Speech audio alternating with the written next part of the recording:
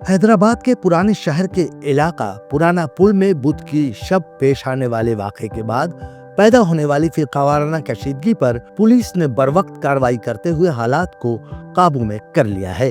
इलाके में भारी पुलिस नफरी तैनात है और मुसलसल गश्त जारी है, जबकि शहरियों को अफवाहों से दूर रहने की हिदायत दी गई है।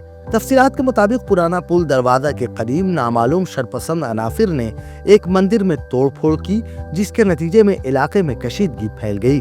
वाक़े की इत्तला मिलते ही मुकामी अफराद बड़ी तादाद में मौके पर जमा हो गए और एहतजाज शुरू कर दिया। इसी दौरान शरपसंदों ने त्योहार की मुबारकबाद के लिए लगाए गए पोस्टर को फाड़ दिया।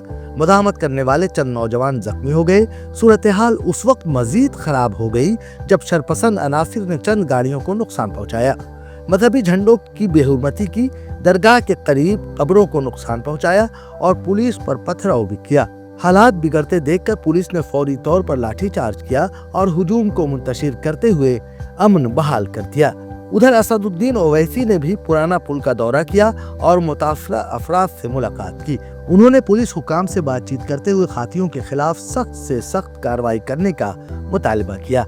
दूसरी जानिब मुकामी अवाम का कहना है कि चूंकि GHMC इंतखाबात करीब आ रहे हैं, इसलिए कुछ अनाफिर जानबूझकर भी शहर का माहौल खराब करने और फिरकावाराना कशीदगी को हवा देने की कोशिश कर रहे हैं।